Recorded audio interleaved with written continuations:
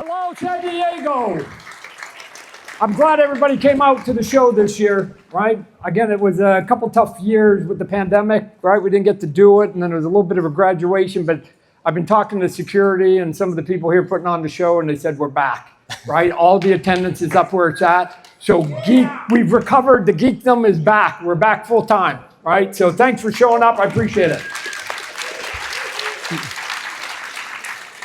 So we have approximately 30 reveals today. We've really revealed a lot during the week already, but so we're going to get to work and go fast. Elite Edition, we launched this just a few months ago. Some housekeeping here. Doomslayer sold out in pre-order, right? From Doom Dark Ages. That doesn't mean it's not going to be available. So go in store when it hits stores in just a few weeks. So you can get all those great accessories like the pulverizer, right, which is really great. So this is our new high-end action figure. Comes fully loaded with cloth capes and a load of accessories, et cetera, et cetera. So look for this one coming down the pike. In the same vein, Lilith is up for pre-order now from Diablo 4, 2-year anniversary of Diablo 4, one of the biggest game releases last year.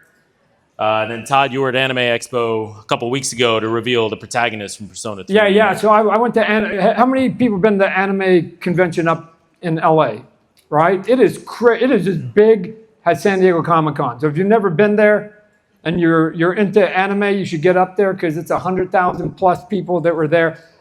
We have had the videos and the pictures of this character, but I actually had the prototype and I handed it to the crowd and go, you're the only ones that ever actually hold this, so take a selfie with it and have a little bit of fun, and I hope I get it back. So I was hoping one guy wasn't running out the door, but we had a good time. Also, I'm gonna say, if you see in the corner there on the right, see Elite Points? Some of these products that we do with the Elite series, one of the things that's really fun is that if you buy some of it, you get points, and if you accumulate a certain amount of points, at each level you get free stuff, right? And at the top are prototypes, like literally one of one, and sometimes maybe one of two, one of three that we get from the factories when we're trying to make stuff, right? So I think we put like 20, 25 items up there. If you're the first one to get there, you get to pick whatever the 25 you want. There's gonna be a list of what's up there. So you go, wow, there's 25, I want that one. You get to take it off the shelf and take it home. Next person that gets there now basically is left with 24. They take it and they just keep going or whatever else. But we wanted to make sure that we put some meaningful stuff up there. And one of ones, I think, are kind of cool, right? And if for no other reason, look, I'm not going to tell you how to live your life. You can put it up on your shelf, make it look good, or go to eBay and buy yourself a new car with the cash. So. Two figures that just went up the other day from the Fallout universe. We are going to be doing a ton of Fallout figures. T60 up for pre-order now out of the gate, and NCR Ranger from Fallout New Vegas. So we're very excited about both of these figures. Obviously, you can see all the accessories that come and the rewards card there that Todd was just speaking about. Yeah. Staying within the Fallout universe, Fallout TV show. We have any fans of Fallout TV show here? So Lucy, obviously the main character from Fallout Season 1, she's getting an Elite Edition figure, but we're also going to have Fallout TV show figures in store. So this is just a sneak peek. So you get the Ghoul and Cooper Howard as a retail-only chase. So there's going to be a lot more coming here from Fallout TV. So one of the things that we're doing with a lot of the figures, I actually have the pieces here. Here she is right here. We used to give like extra heads, or sometimes it got too expensive. But we want to give different looks. But now we give like different faces, and the way that it works, for some of you that haven't seen it, is that when you had different heads, you had to like pry your head off and then put another one on and pop it in. And again, you don't want it to be loose. So what you ran into at times was people being too aggressive and they break it. They break the peg.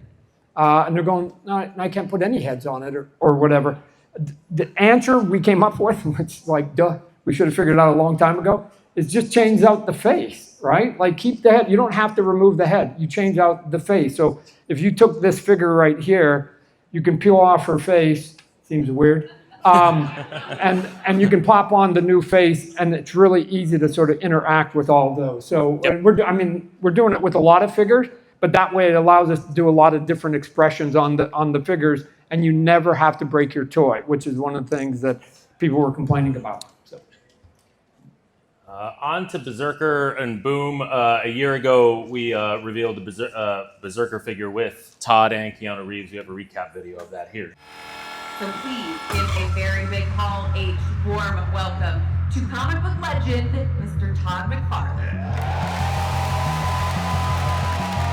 So here's why I'm here, all right? It's obviously Boom's panel here, and they've got Berserker here. We're fortunate enough, McFarlane Toys, they picked up the license to be able to do this comic. So I have the prototypes for those toys with me. Yeah, you want to show? Okay, wait, do you want to put it down or you want to hold it? You pull it off, right here.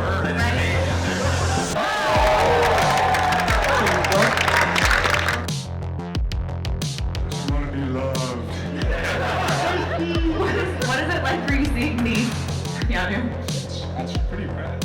Well done, sir. We're already in production, beginning the process, so you'll be able to get it in your hand. Thank you, San Diego.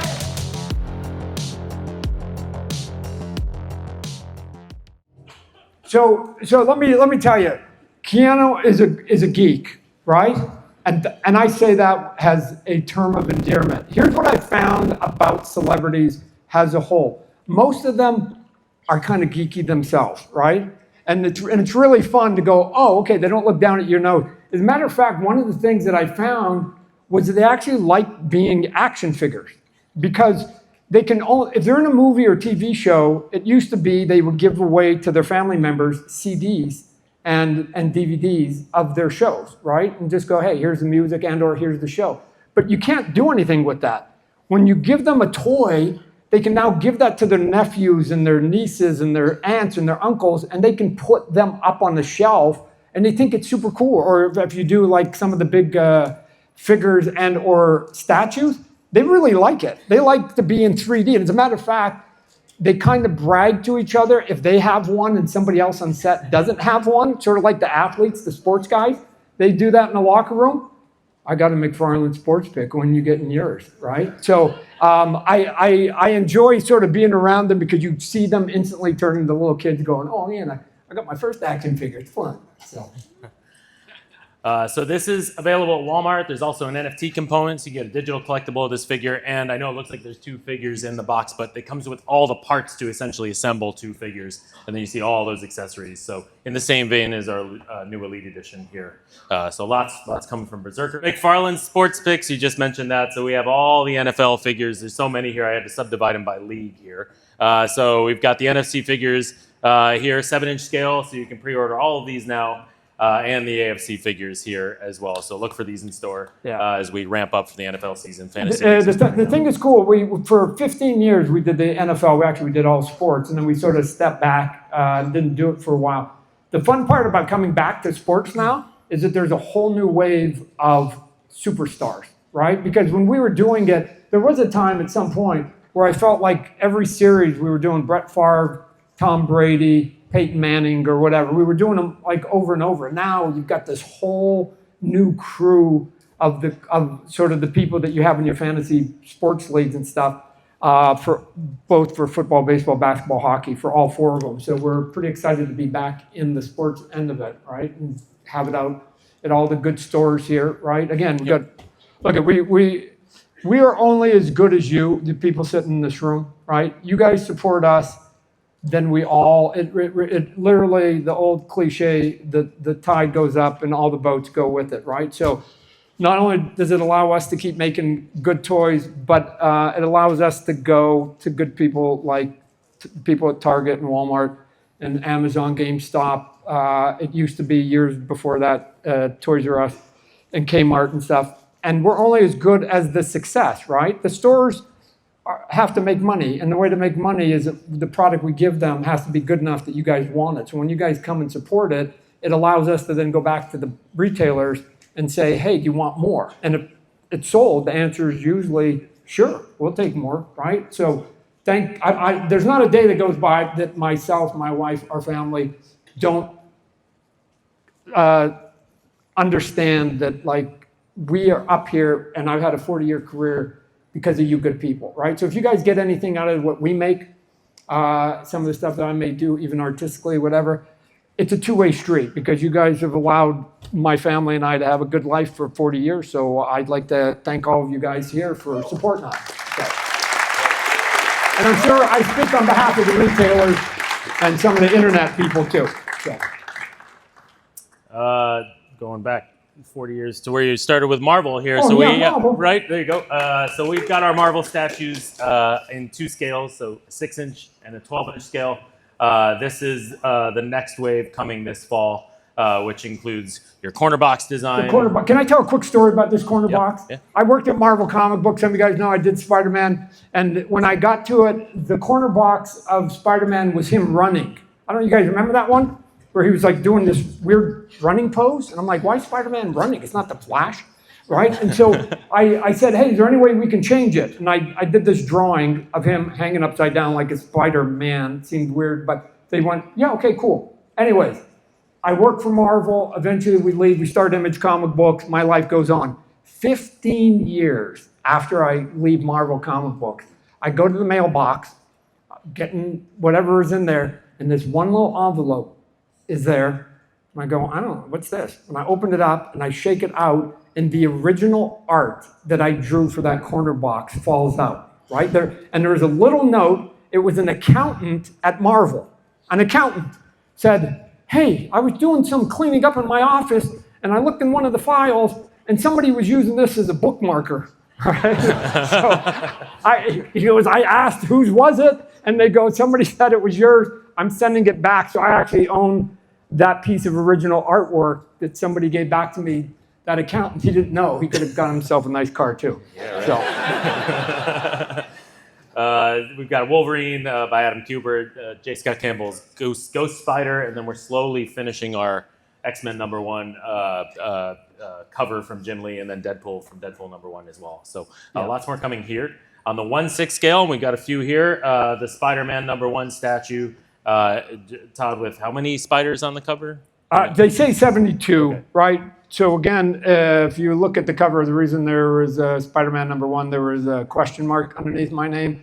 I'll give again a quick silly side story. When I was doing Amazing Spider-Man, at a certain point, I hid a spider on the covers. Lots of people don't know it, but I did. I hid a spider. If there was one spider, I didn't put a number. If there was more than one spider, I put a number. So sometimes you'll see a cover and it says McFarlane 3. That means there's 3 spiders. You should look for them. When I did this cover, when the first issue came out, I don't know if they were hidden or not, but I didn't know how they were going to dress this cover because it was an issue #1, and they usually put like these big bursts on it. They have it there. I didn't know they were going to put a banner at the top. I didn't know they were going to put the torment. I didn't know what they were going to do. So I couldn't count the number of spiders and put a number on there. And I put a question mark. Issue 12 comes out. I do a redo of him in the Crouch in the black costume. And all the fan mail said that there were 72 of them. So if you look at that one, it says McFarlane 72. Nobody ever came up to me and said, how did you draw that in 1972 when you only broke in 1985, right? But it's that there's 72 spiders on this one. Anyways, a little bit of sort of silly stuff. So we have the red and blue one, obviously, they're on the table, but we'll have the black cover you just referenced as a chase figure, so check that out. So there's the Spidey you saw up there, and then here's the Johnny Storm, right? The big one, translucent. Looks kind of cool. And you got the FF movie coming out today, right? So.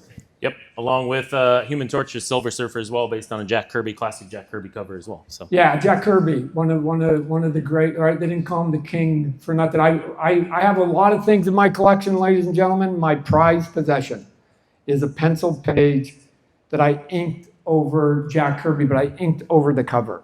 I don't know why I'm going to tell a comic book story, the toy thing, but I will. Jack Kirby, they asked if Todd, you want to ink Jack Kirby? What? I get to ink? That's like being the opening act to Elvis. Yeah, sure, let's do it. I did it, and I inked it, and then I had to, I don't know if you guys know, you erase at the end of it. And I was halfway through erasing, and I was horrified. I was erasing Jack Kirby pencils, right? So I finished erasing the page, because you have to when you're done inking, and I took all the shavings and I put them in a plastic bag, and I kept that bag for years. Because I couldn't bear the thought of throwing Jack Kirby pencils away. I'm like, no, this would be blasphemy. Anyways, I send that in. They came back and they said, hey, Jack liked it so much, do you want to do a second one? And I go, yeah, sure, I'll do it real quick. And they said, I go, under one condition, I'm not going to ink on his actual pencils. I can't bear erasing him a second time. So can I do it on an overlay or tracing paper, whatever you want to call it? And they went, yeah, we don't care. You be as neurotic as you want. So you're like, okay. So I did the cover, boom, I sent it off, blah, blah, blah, blah, blah. I'm sitting in my office. I get a phone call. Jack Kirby's on the other line. Jack Kirby's like, hey, Todd, just want to say you did a great job. It was a bang-up job. And my appreciation, I sent you something. 10 minutes later, I'm not lying, FedEx comes to the door. I open up the box, and I pull out, and there's the vellum overlay, the tracing paper of my inks. He gave it back to me. And I'll go, wow. And then I go, oh man, there's more.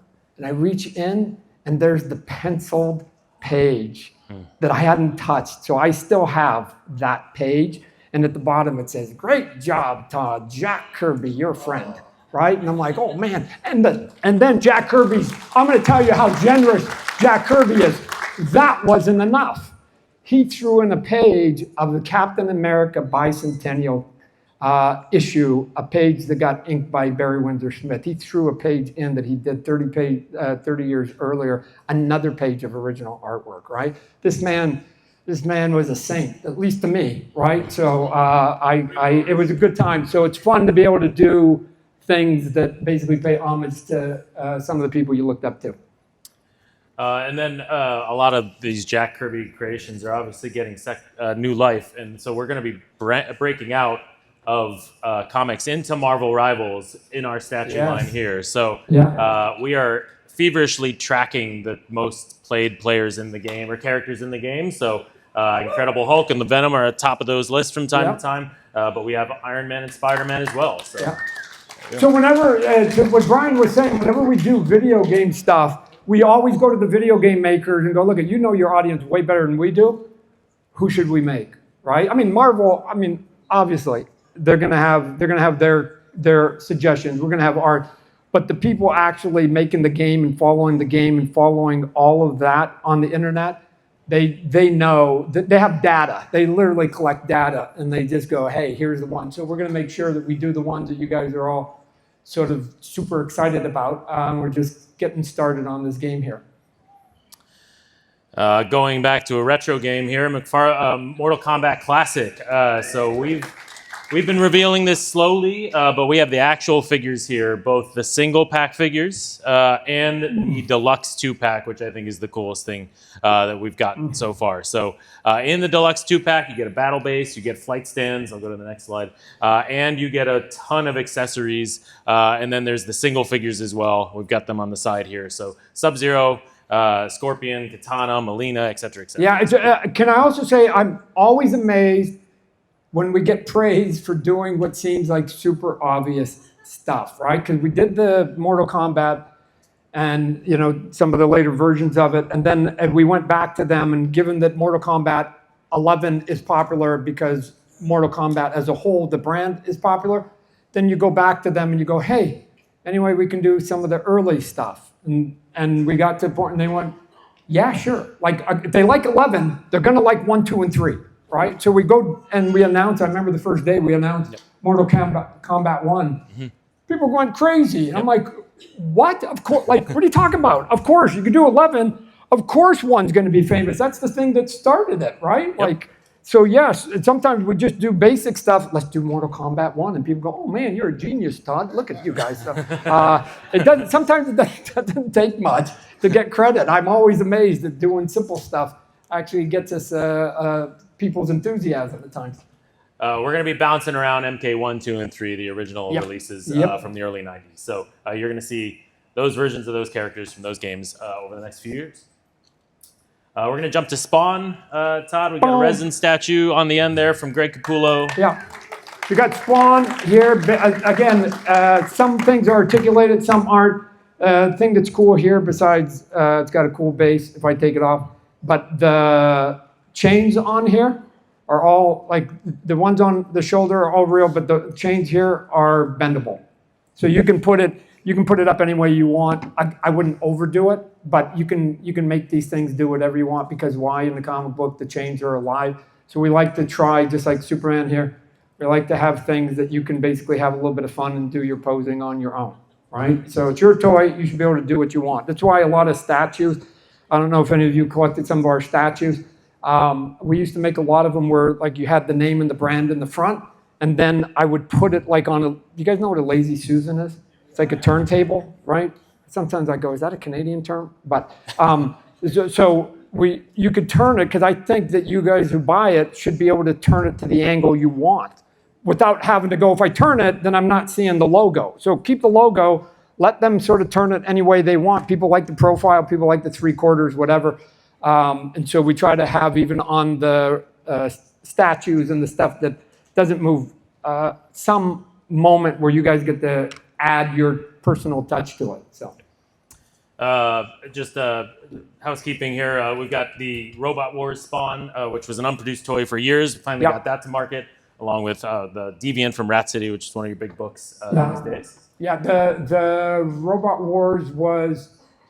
Who, you guys, anybody remember the original Spawn series that I did of toys when we first came out, right? The original, like McFarlane toys came out, we came out with the Spawn ones, right? I think we did 34 series. This was, the Robot Wars was 35. And then the line got canceled, never to be produced, right? But I always thought they looked cool. Like anybody, I like big chunky stuff. And when we were talking, I go, why don't we go back? We still have the mold. Why don't we go back and make those big cool robots, right? And so that's what that.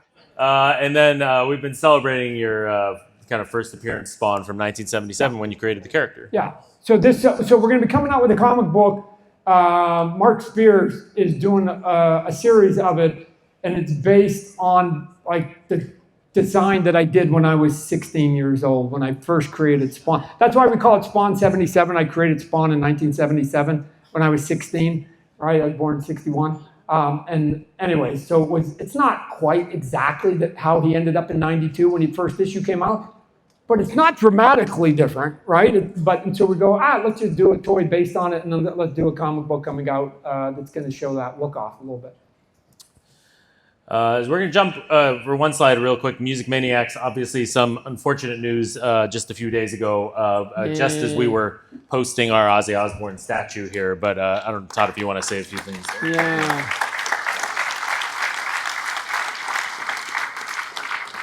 So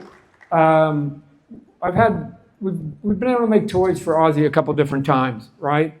And I also recently, I don't know if it was the last music video I did, I directed a music video called Patient 9. So if you go to YouTube and you look, I got to direct Ozzy. It was the week before he had the spinal surgery that he ended up saying in his last video. But here's, and Ozzy was like this in the limited amount of time that I knew him. Sharon was always super gracious. But, and I put a lot of people that are in the music business into this, but here's what struck me that day, because he came in, he was in severe pain, because he was going to have that operation the next week. So they said, you've got him for 4.5 hours. And then that's all the meds wear off, and you got to get him out. So I'm like, yeah, okay, cool.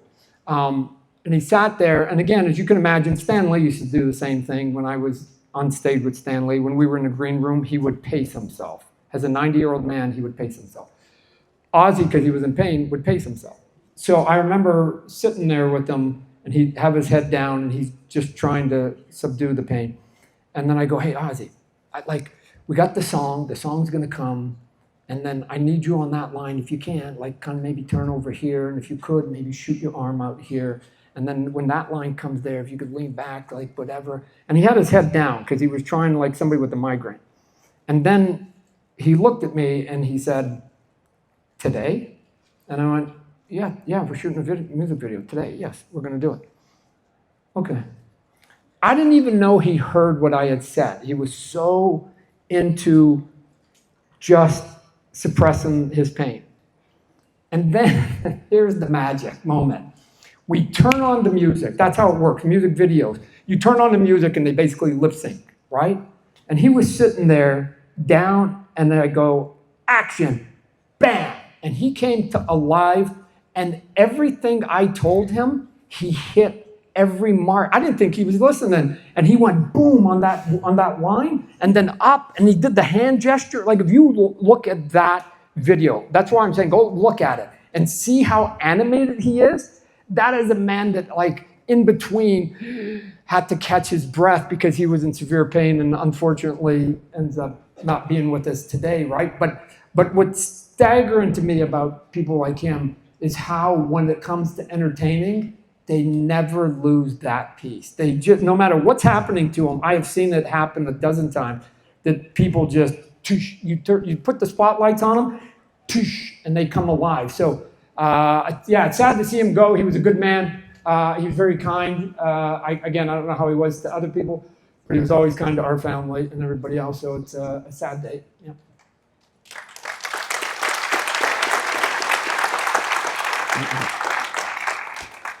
We're going to turn to long-running DC Multiverse line. Yep. How many people saw Superman in this room? Superman! So we have a full array of product. We have end caps at Target and Walmart. We have product in GameStop, on Amazon. So go pick these up. There's exclusives at Target and Walmart as well. So Yep. Lots to choose from. I'll get those interchangeable faceplates on a lot of these figures as well. Yeah, can I also add, it's always interesting when you do either an exclusive or a short run of something, or you do a pre-order or something like that, and then people come and they go, I can't find it, right? I can't find it. And that's actually the point, right? That we have to try and make enough items that, again, here's the thing about collecting. It can be both exhilarating and frustrating at the same time. Because when you find it and you get it, it's like, oh man, right? Like you're sitting there and you're searching, and then all of a sudden there's that hidden gem behind. You guys ever done this one? Because I've done it. And you go and you see it, and then you look both ways to make sure, like somehow you're doing something illegal, and you go, oh, and you look both ways, and then you take it. And if there's two, you take both of them, right? Right? But then there's also the other one where like you go, oh, and you see somebody walking down the aisle and they have one, and you go, oh, and then you go. And you find out it was the last damn one, right? And then you're going, oh man, I got to go to eBay and pay triple for that. But our part of what we have to do is, I think at times for a certain portion of our toys, keep the value for you that have discovered it and found it and got it, right? There's a little bit of a lotto ticket.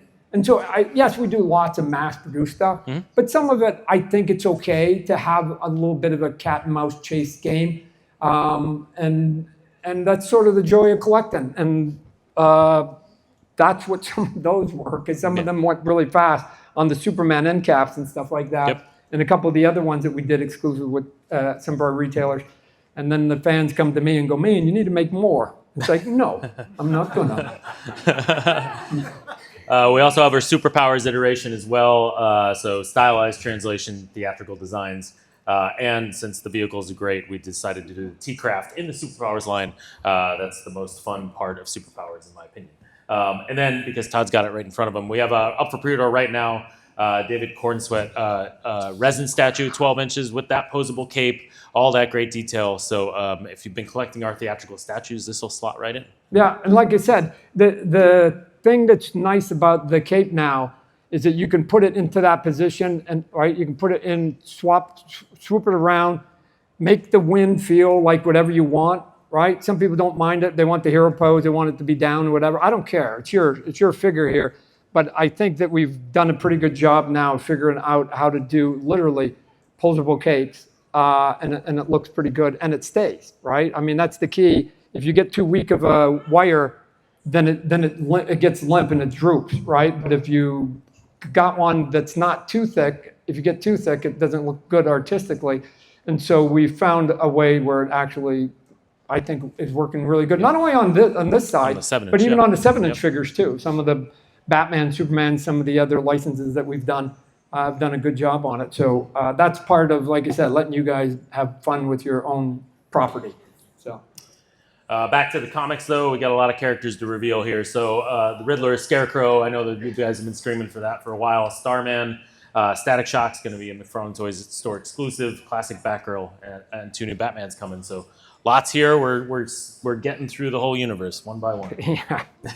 we only got 8,000 more characters to get to. Yeah. On the collector edition side, obviously we've got some figures up for pre-order and coming soon. So we've got Beast Boy here at the UCC booth.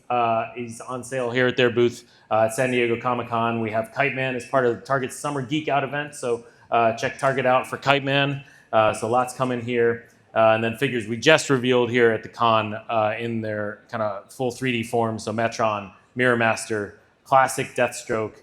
And then we've slowly been completing the JSA Dr. Midnight, the newest edition there, along with Batman and the Mobius chair. Yeah, and I've said it before. One of the things about making toys like sports collecting, that you can create the rookie figure of some of these characters, right? I mean, obviously Superman, Batman, Flash, there's going to be 10,000 of them, and there have been since the 60s.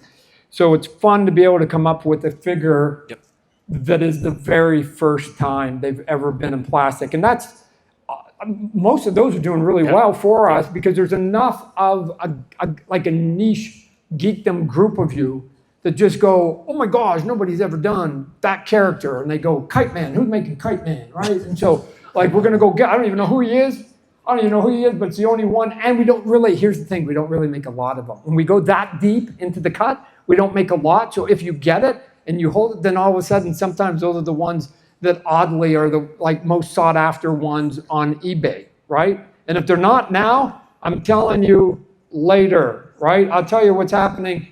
I'm going to digress the comic books. Go. I'm going to tell you what's happening. I got this run of this comic book called Spawn, right? 367 I just sent to the printer the other day, right? So, but there's ebbs and flows in all businesses, right? Just ask anybody that runs any company, I don't care how big or small, there's ebbs and flows. The longer you are around, you have them.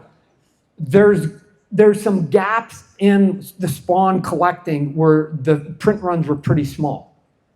And in theory, at that time, it was because nobody was really interested or that interested compared to other books. Mm-hmm. It was down low.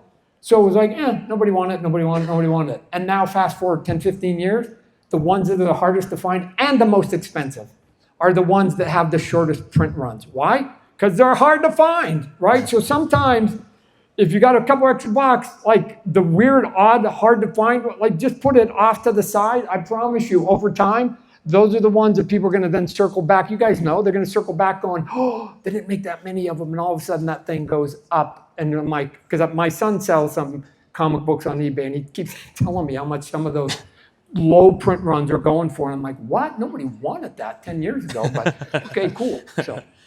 Deluxe theatrical edition. So this is our kind of sister line to McFarlane Collector Edition. We launched this with the Superman movie product, so we're continuing this line. Upcoming is Peacemaker Season 2, so we're gonna have a Peacemaker figure here. Obviously, it's been on display in our booth. There's Peace Fest down the road that Warner Brothers has put together, so go check that out if you can. But a new John Cena figure, multiple helmets, Eagly, collector card, etc., etc. Yeah, he's fun. He's fun in that show. One line that we've been moving along here is, and one of the movies that we just have not gotten to yet is Batman Returns. So look for these figures this fall.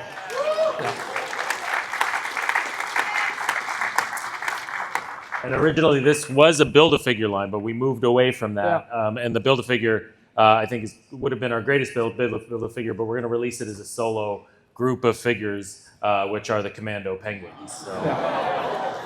Yeah, who doesn't want penguins with missiles? Come on, man. You should give that to every one of your aunts and uncles, right? This is actually an example of what I was just talking about before, right? Yeah, rookie cards, the movies came out, and again, over time, people sort of picked their favorites, and sort of there were some good things said about them, bad things, whatever else. You wait long enough, and now everybody goes, I want every figure from every one of those movies. Every time we come out with one, somebody's going, why don't you do that movie, and that movie, and that movie, and that movie? And so all of them, everybody's re-fallen in love with all of them, right? Even if it's just the second generation that's seen it on streaming now. Yep. So. And some of the greatest accessories that we've released so far have been vehicles. So the obvious vehicle to release here.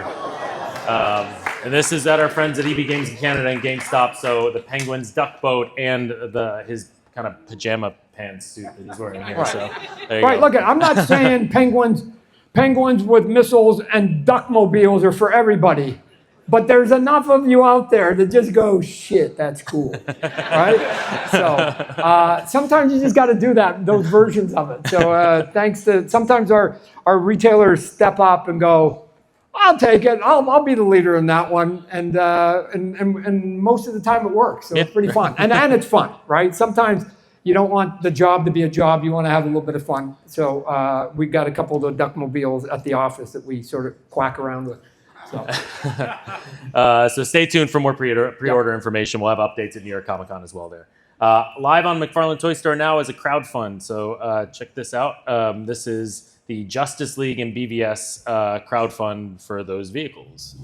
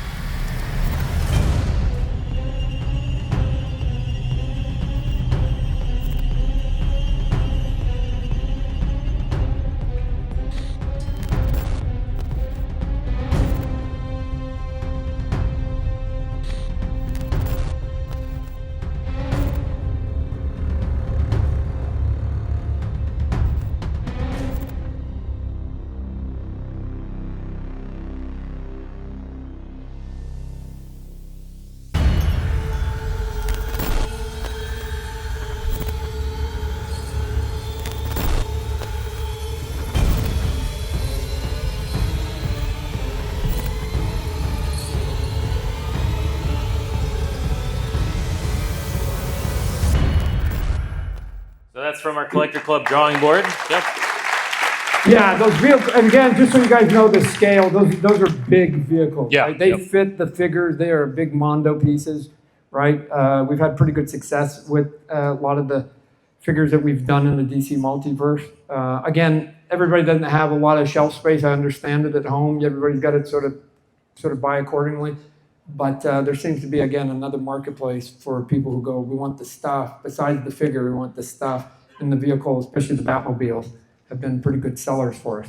Yep. So there's all those various levels. Once it's a waterfall effect. So if you commit to level 5, you get everything under level 5, right? So Yep. That's the plan there. Over at Target, obviously, our Batman the Animated Series Build-A-Figure line has been continuing. This is part of the Summer Geek Out event. So we've got Batman, Grey Ghost, Ra's al Ghul, Killer Croc, and for the first time ever, an animated Jonah Hex as the Build-A-Figure. So go pick that up in the collector spot that's in the back wall at Target there. So go look for those this summer. Yeah. We've again. There's different. You've got your sort of video game looks. You have your comic book look. You have your theatrical looks. You have your animated looks. You have your superpower look. Yep. Right. Again, we don't expect everybody to collect everything. That's not it. What our job is I sort of call myself a bit of a plastic buffet. You put out a bunch of stuff and you put it out there and you let people walk by and put on their tray what they want to consume, right? You don't expect everybody at a buffet to put a little bit of everything. But I think what you should do is give people choice in terms of looks, brands, prices, and everything else, and let them make the personal choices they want. But obviously the animated series has had a long run. And it's sort of beholden by a lot of people, so they're letting us play with some of the characters that came sort of late in that series. At our Page Puncher line, this puts a comic book and an action figure in the same box. This is 7-inch scale, so the figures that are up for pre-order now, Superboy and Wonder Woman, and we'll have gray chases with these as well, so you'll get a Steve Trevor figure at one of those retail-only chases, and then the new 52 chase of Superboy. But also coming. And can I just say, this was the first that's Wonder Woman's very first appearance, right? Right there. Right? Yep. And so and it's the first time we got to the classic look of her. 4 right? years We've later. done a bunch of the other JLA characters from the sort of the 40s that when they all sort of appeared. And we never got to her, so it's sort of fun for some of us who are a little bit older, a little bit nostalgia, that we actually get to do the original look of her. So. And then, speaking of nostalgic, you wouldn't know anything about Mr. Bones, Todd, or you? Oh, no. Oh, yeah. So this is just, we'll give you a little bit of background. This is a character from a book called Infinity Incorporated. Infinity Incorporated is the book that I got. I started at Marvel. I did a few pages of Coyote, And then they canceled the book, and I was unemployed within 4 months of my career. And then I got a phone call, and they said, hey, you want to take over this book called Infinity Incorporated? This was my very first series that I ever did. It also was the steady paycheck that when I got it, I was able to bend a knee and hold out a ring and ask my date of the last 7 years to marry me. She's here. Tomorrow on Sunday we celebrate our 40th anniversary.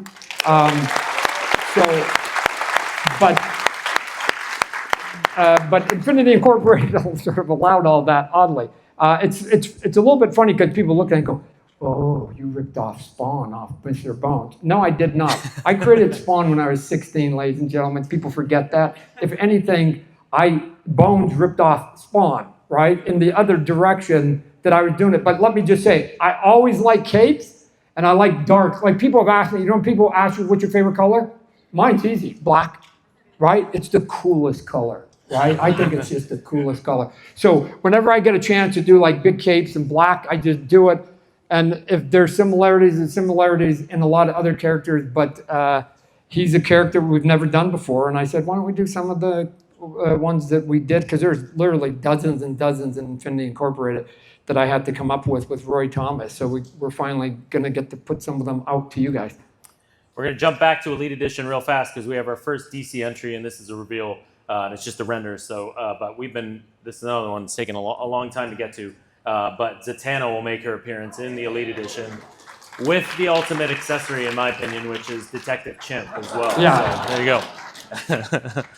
See, again, to me, I'm like, who doesn't want chimps and penguins? Come on, man. These are the fun stuff right here, right? If you're going to be a geek, this is some of the fun stuff. Yep. And then Teenage Mutant Ninja Turtles is coming over to McFarlane Toys. We've been kind of drip revealing images here, but we have the actual product finally here with the comic book. So this is a Page Puncher slice, and Wave 1 was fully revealed at Paramount's panel yesterday. So This is coming in fall 2025 here from the IDW books, right?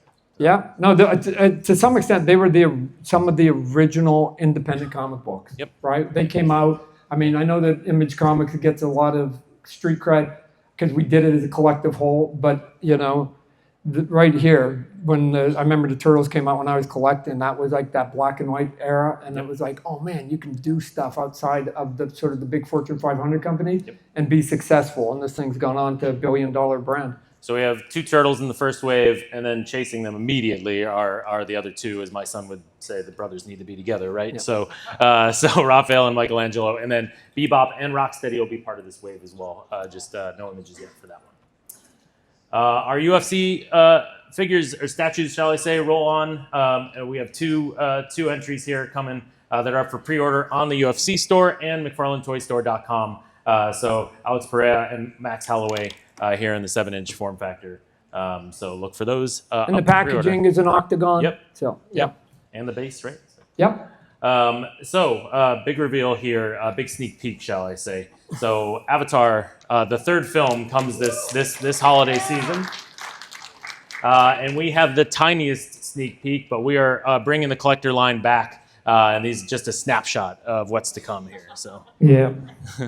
So here's another one, and it's always frustrating when you lose good people, right? So we've had the good pleasure of being able to do the first couple Avatar movies, right? James Cameron, again, I'm telling you, he is a geek. I've been around him a couple times.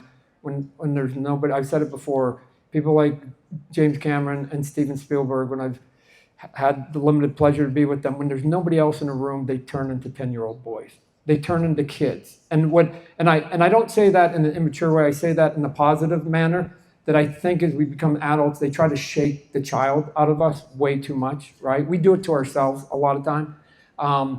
But those 2 guys, I've been there, and when there's nobody around, they're just like, hey, Todd, you want to see this, right? Let me show you something. Hang on a sec, right? And they go and they run, and they're just like, so, and they bring something, and they're like super giddy about it. And I keep saying, I think it's sort of part of the secret sauce of why some people are successful, because they just have kept it. So James is a geek.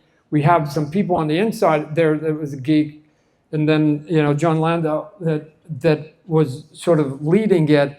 but he recently passed away. And he was a big figure, not only for John and for everybody else on that staff, but he was a big, big toy advocate, right? He shepherded a lot of it. And I know that we're going to sort of lose a little bit in this product because John's not there. But, it's always frustrating, like I said, when somebody takes their last breath and they don't get to help you along the way here. But we're quite proud. He had a lot of impact on, and along obviously with James and everybody else, on what the third movie is going to look like. And there's some really cool, you don't see it here, but there's some really cool designs and markings and stuff on the body, so it's not the same blue figure that you've seen before. So, yeah. Yeah, and we have a San Diego Comic-Con exclusive if you were on McFarlane Toy Store. So this is up for pre-order now, and this is Quaritch with his RDA Banshee here. So you can see, as Todd mentioned, all those markings and the deco, and transforming these groundbreaking films into hopefully figures that do it justice. Right. Yep. So that, guys, wraps up our panel here. We're right at time, but we saved some time for Q&As. But what I do want to do is just outline. We have our McFarlane Toy Show every month. We do a TV show on YouTube. So in between all these cons, you want the latest and greatest news, you can join AJ on the YouTube channel, and he'll walk you through a variety of exclusives and reveals. And then all of our social channels along the bottom there. Make sure you subscribe, like, and follow, et cetera, et cetera.